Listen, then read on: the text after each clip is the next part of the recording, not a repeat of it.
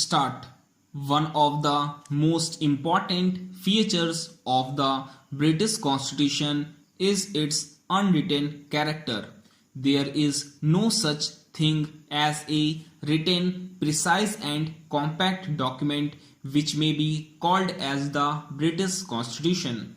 The main reason for this is that it is based on conventions and political traditions which have not been laid down in any document, unlike a written constitution which is usually a product of a constituent assembly. Indian constitution in comparison is the lengthiest written constitution in the world.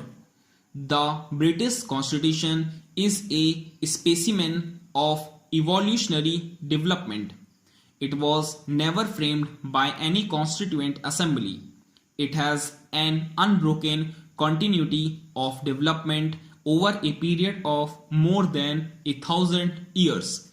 It is said that the British Constitution is a product of wisdom and chance. The Indian Constitution has certain similarities as well as differences on this particular aspect. It differs from the British Constitution to the extent that it is a written document and has well-defined provisions. However, it too is open to evolution given that the provision of an amendment is kept such so as to allow for the Constitution to evolve according to the needs and sensibilities of the time. The British Constitution is a classic example of a flexible constitution.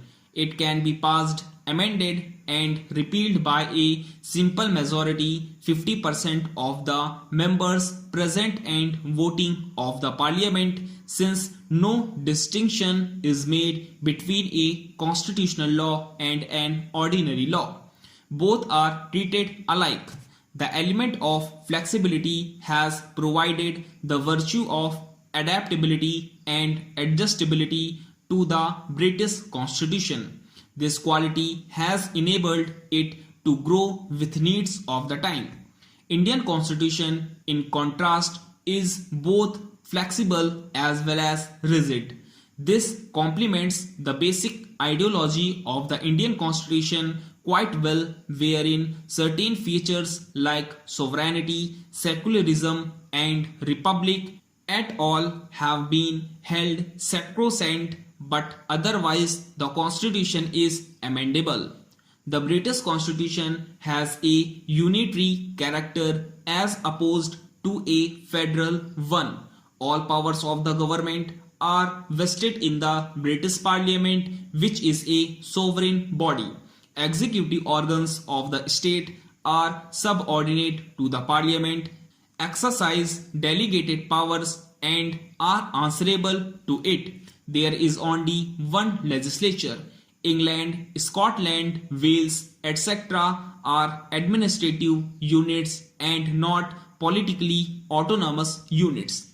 The Indian Constitution, on the other hand, is federal. Britain has a parliamentary form of government. The king, who is sovereign, has been deprived of all his powers and authority. The real functionaries are ministers who belong to the majority party in the parliament and remain in office as long as they retain its confidence.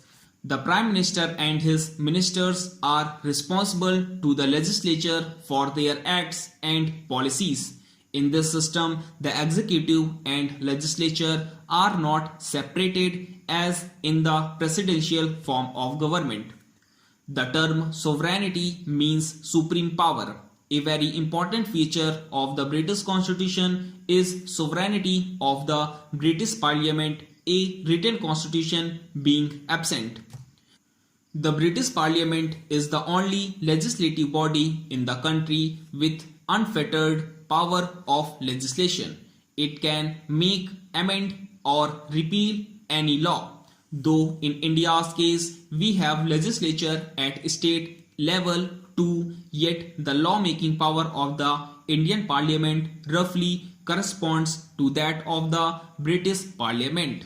The courts have no power to question the validity of the laws passed by the British Parliament.